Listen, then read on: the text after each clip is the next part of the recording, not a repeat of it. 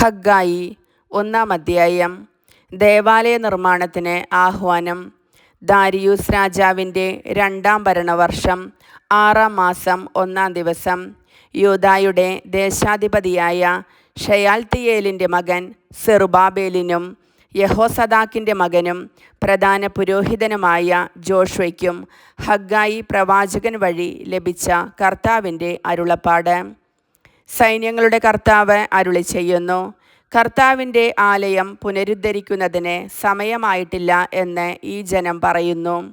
അപ്പോൾ ഹഗ്ഗായി പ്രവാചകൻ വഴി കർത്താവ് അരുളി ചെയ്തു, ഈ ആലയം തകർന്നു കിടക്കുന്ന ഈ സമയം നിങ്ങൾക്ക് മച്ചിട്ട ഭവനങ്ങളിൽ വസിക്കാനുള്ളതാണോ?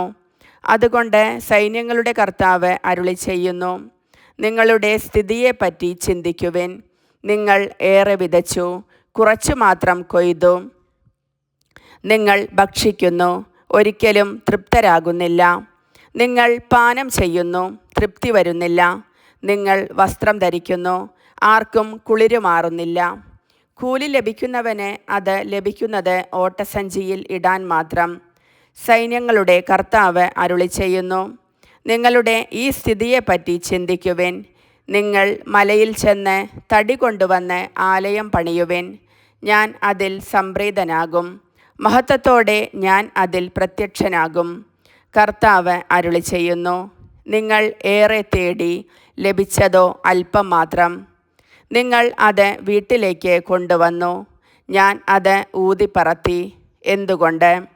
സൈന്യങ്ങളുടെ കർത്താവ് ചോദിക്കുന്നു, നിങ്ങൾ ഓരോരുത്തരും തൻ്റെ ഭവനത്തെ പ്രതി വ്യഗ്രത കാട്ടുമ്പോൾ എൻ്റെ ആലയം തകർന്നു കിടക്കുന്നത് കൊണ്ട് തന്നെ.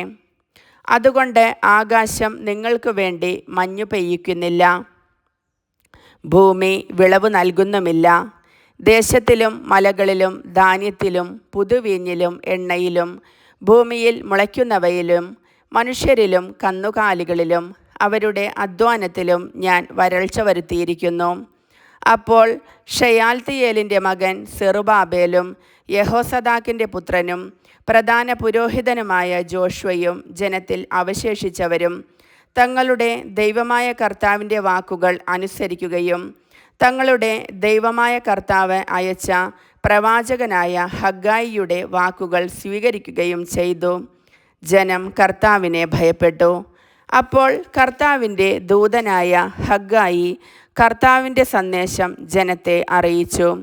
കർത്താവ് അരുളി ചെയ്യുന്നു, ഞാൻ നിങ്ങളോട് കൂടെയുണ്ട്.